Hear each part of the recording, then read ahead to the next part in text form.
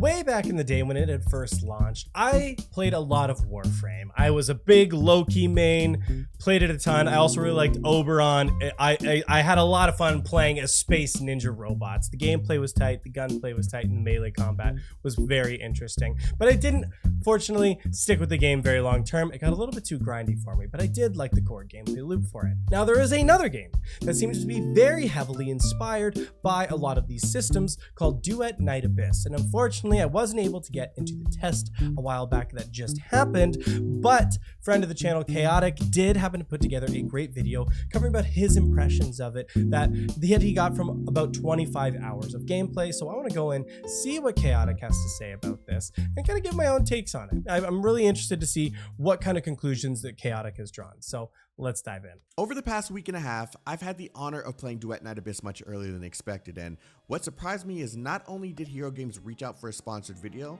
but they wanted me to give my honest opinion of the game's quality and make that opinion public. So, Chaotic, hook a brother up, okay? Look, I'm trying. Where's my hookup with Hero Games? I want to get early access to this so I could try this out. Here I am struggling like everyone else just to even get in the beta, and they're talking to you. You got the direct line in? Jeez Louise, man, come on. So what I decided to do during my time with the game was to play the technical test as much as possible. Ooh, to find fun all character the things I customization liked and all the things I didn't like about the game in order to make this one long video full of feedback while also chatting with all of you about my experience. Just even the little bit that I've seen there, really liking the look of the effects. I'm really liking the brightness of them, the contrast that we're seeing there. Great gameplay footage off to the start here. So I'm hoping more good impressions are to come. Just for business reasons, I feel the need to say that everything in this test is subject to change. Anything and everything may be very much different by the time you get your hands on the game, so keep that in mind. Before I get ahead of myself, let's start from the beginning. Good to remember, it is a beta test, so of course everything's subject to change. Makes total sense. Woo! Hello, mommy! Wow, she looks really cool.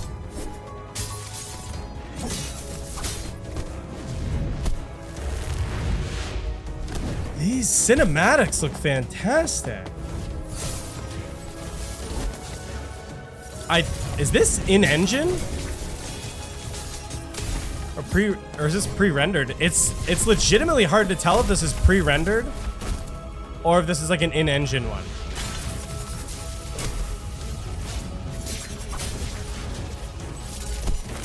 Oh my gosh.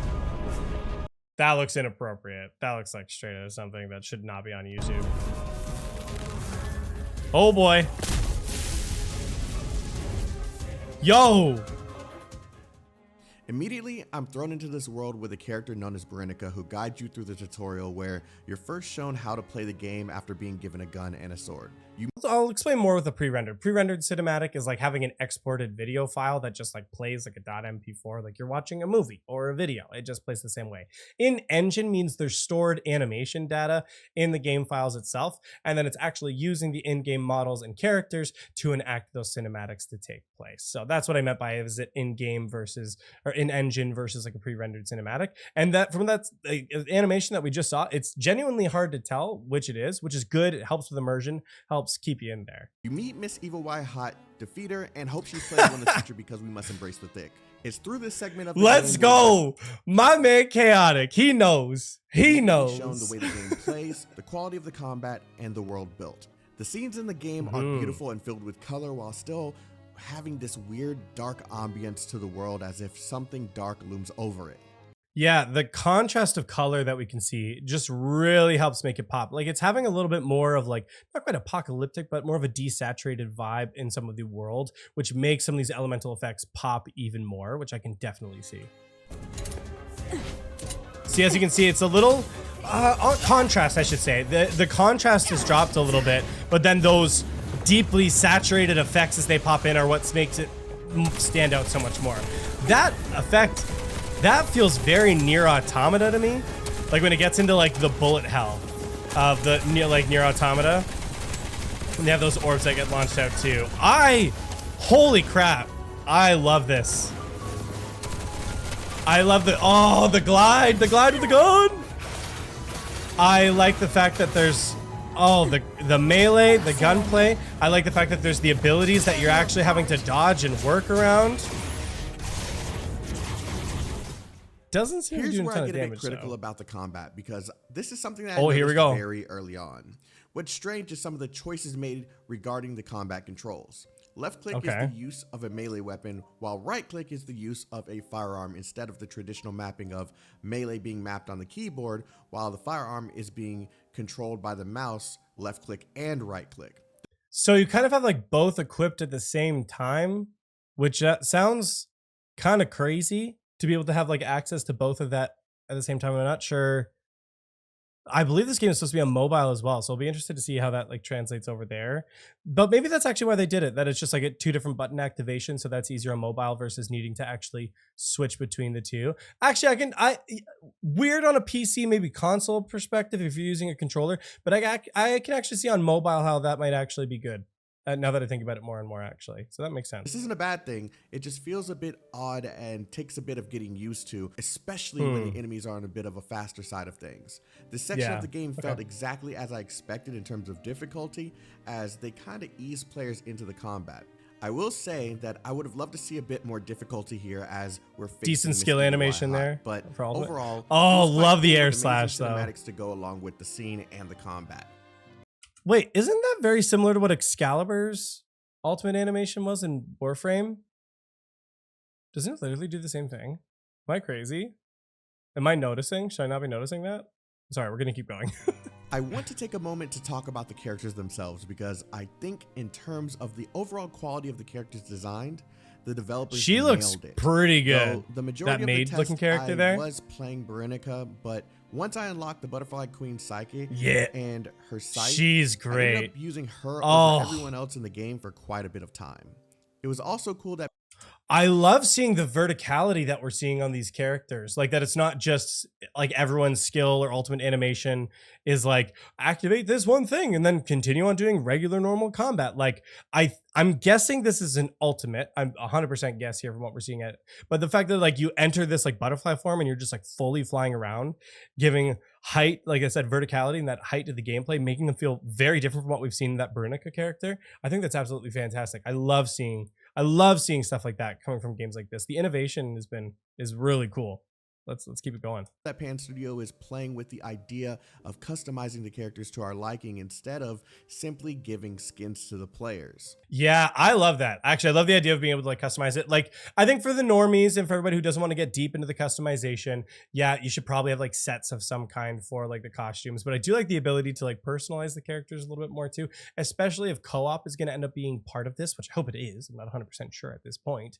If co-op's going to be part of this too, that you can have your characters look slightly different within the co-op as well. There's some differentiation that you're not just all coming in as the same looking character too. I love personalization of that. I hope they keep it in and they keep it going. There were many different bows, eye patches, and so much more that could be added to the overall look of the characters. The game and this is just the beta still. Each of the characters' English voiceovers, so here's what some of them sound like. Welcome back. What are your plans for today? Or are you planning to rest at home? Decent job on the VA there. I got some pretty nice like Bayer Dynamics headphones coming in right now. # not sponsored. And like I'm kind of into it. I just can't help but notice too that her mask feels very Code Vein, if you know what I'm talking about. That like anime Dark Souls game. But that feels very similar to that right now. But I mean, let's keep hearing some of these voice lines. Is that you?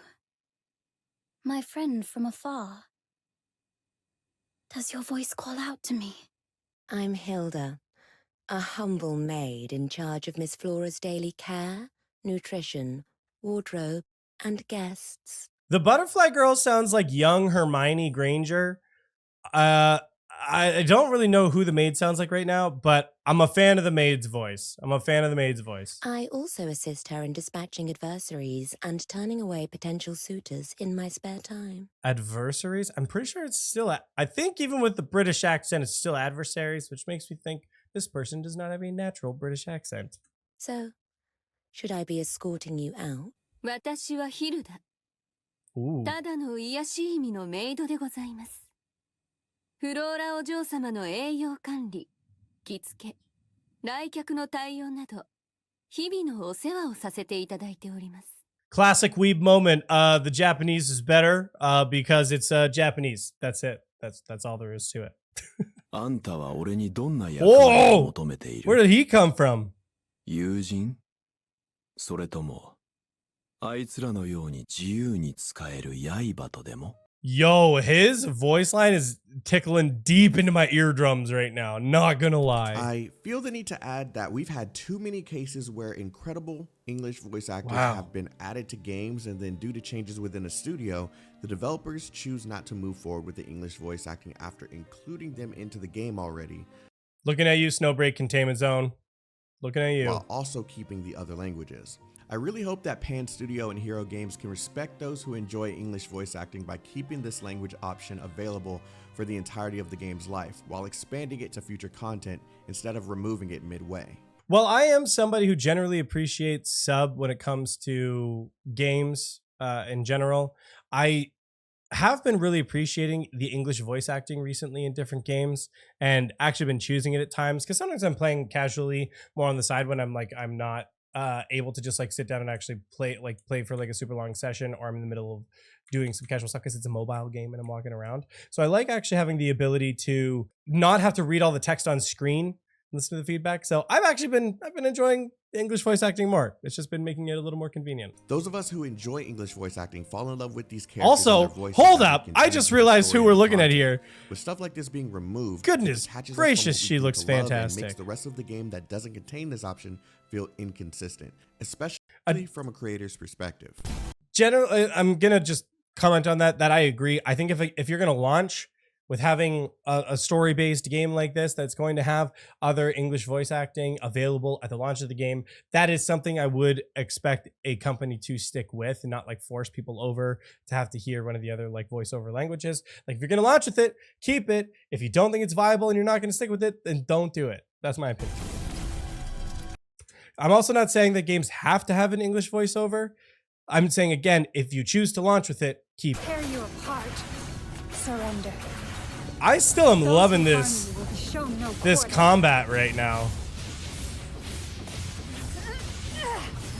And I'm pretty sure that is Excalibur's animations. I'm into this. I'm into this, guys. I'm into it. Tear you apart. Farewell. Sheesh.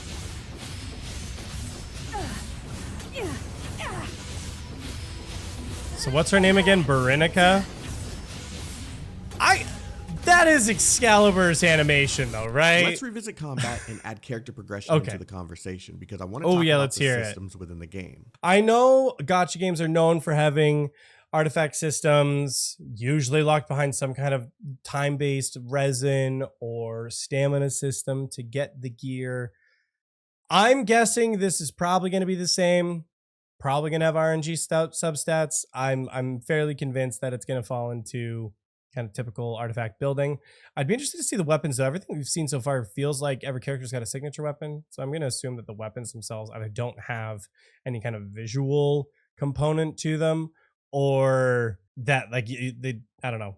Probably just they don't have any kind of visual component to them, so they always look like they're supposed to, but maybe there is going to be still kind of weapon-based mechanics. I don't know. Let's go in and let's see, shall we? There's this combo system that is highly integrated into the combat, which can lead to more damage being dealt. But the issue is that there Synergies. isn't much I of like a combo that. chain to justify this combo system. Without various different combo chains available, I don't see a point in this combo system.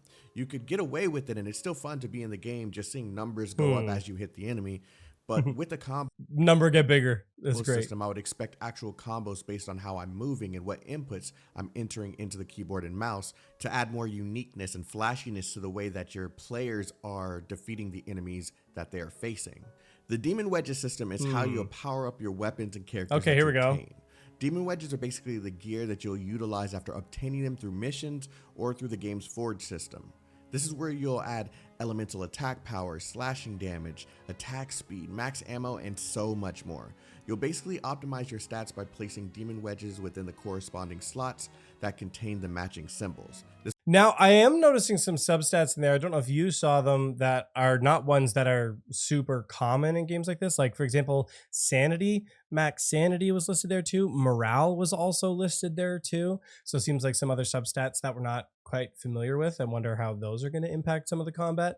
But we're definitely seeing some other things here. Skill range, really interesting to see. That's something that is definitely pulled from Warframe. You can use their, I can't remember what the upgrade system is called in Warframe, but you can get certain modifications that increase your skill range. So like if you drop what's normally like, you know, like a 5-meter AoE that does damage over time, you can increase the skill range, and that would directly affect, at least in Warframe, that skill range and make it like double in size. So actually, if that's something that gets incorporated into this, where we can directly modify the skills of characters based on these artifacts and things that are going to be put in there, I think that's a fantastic addition to it. I think that's something that is lacking from some other kind of like open world and action based combat games that I would love to see incorporated more. This reduces how much they cost when applying them to your weapon and characters, allowing you to add more stat buffs to your weapons or characters.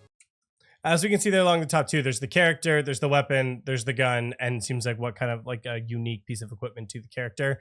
Doesn't look like that equipment is being swapped around. It's simply just the modifications and stuff for it, which like, again, makes sense. In this build of the game, you'll obtain all characters, weapons, cosmetics, and more through an achievement system and a forge system that I've been told is a work in progress. Meaning that through the forge system, you'll have to find the blueprint, earn the materials, forge the character or weapon, and wait real world time for the process to complete, or use a toy hammer to speed up the process.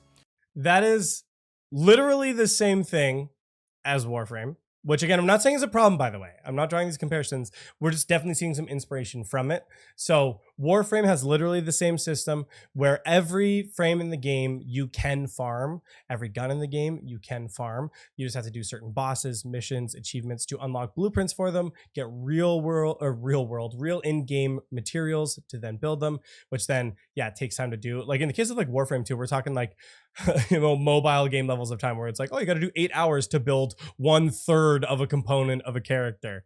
And then you get all those components. And then it takes like 24 hours to build them to get the new character in the game. And then, yeah, of course, you can always pay to speed that up. But at least in Warframe, it was very expensive to speed those things up.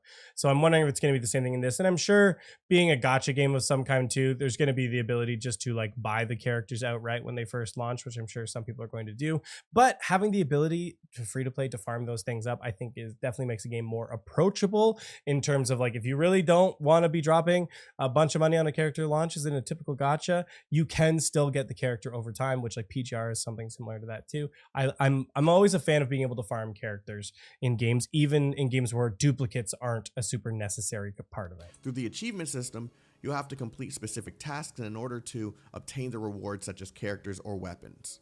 So ultimately, what is my verdict on Duet Night Abyss so far? For I really an like early that build scene of the game, this shows a lot of promise for the future. The combat is fun, the selection of English voice actors are top tier, and the character progression is neat to mess with. However, they must find something that will make the game stand out as something unique. This technical test is a fantastic baseline to start off with, but optimizations must be made to how the game runs, the movement, the demon wedges system, and the story. They all must be played around with until something is developed that will give the players a fantastic experience. I enjoyed what I experienced so far, but I urge that Pan Studio take their time in order to ensure that the product contains its own individuality and fun mechanics that players can keep coming back to for years and years to come. I'd personally love to see raid bosses in this game with various forms of difficulty and various ways to build each character and weapon. I'd love to see loadouts so that I won't have to keep on changing the weapons after changing characters. I'd love to see a huge... Changing the weapons? Maybe, do you swap around the weapons? Does he just have all the signature stuff and so it's there? Maybe the signature weapons and stuff is a thing. I don't know. It just didn't seem that way from what we were looking at, but maybe he's meaning the artifacts? emphasis on co-op and solo missions, allowing this experience to continue getting better based off of if you're playing alone or with your friends. Like I said, fantastic baseline, but it needs a lot of work. If you manage to get into the technical test, let me know in the comment section below, and also let me know what you think about the game after experiencing the game through me. I'm going to have a link to Chaotic's original video in the description down below. Make sure to go drop a like and subscribe on Chaotic. I'm assuming if you're hanging out here, you've probably subscribed to his channel before too, but make sure that we're always sending a lot of love his way. I did reach out to him and get his permission to check this video out, so I really appreciate him allowing me to take some time to look at it and do it. Now, I want to address one of the final comments that Chaotic made there on that it needs to have more things to improve on it to help itself stand out. In all honesty, if it just became anime Warframe that was also available on mobile PC and console, I still think it could do super well. I don't know if you necessarily need to reinvent the wheel a ton. I definitely still do agree that they need to incorporate some kind of like co-op. Like that's something that Warframe did really well. There was like kind of like an endless wave-based game mode. I can't remember what it was called off the top of my head. That was there. And one of the really fun parts of Warframe was being able to go in with other players, be able to do co-op mode. We would do this stupid thing. I'm trying to remember who the characters were. It was definitely, I had a Loki, and then somebody else had a character where you could drop like landmines that would like shoot like lasers at people. And we once broke my laptop because we were just like stacking all these laser beams on top of the Loki as it was running through the building, killing all the enemies in the game because I was invisible as Loki, so they weren't targeting me and they were just being damaged by these mines. And it was just like the most ridiculous thing. So just being able to do stupid stuff like that. I want to be able to do more stupid stuff like that in games. So being able to add something like that available in a game like this, I think would be really cool to see. Co-op, raids, bosses, wave-based game modes like that. I think if they incorporate those things well, from the foundation that I'm seeing here, they seem to be hitting a lot of those things. So if it wants to be anime Warframe, do it. I think there's a space for it. I think people will like it. It's definitely got my attention, but let me know what you guys think in the comments down below. Again, final shout out to Chaotic. Thank you, Chaotic. And make sure to go check out, like, and subscribe over there as well. If you made it this far in the video, thank you so much for your time. I greatly appreciate you. Shout out to all the patrons who support me in this channel. You enable me to do what I do. And if you want to join them, there's a link to the Patreon in the description down below. Thank you all so much for watching, and we'll see you next time.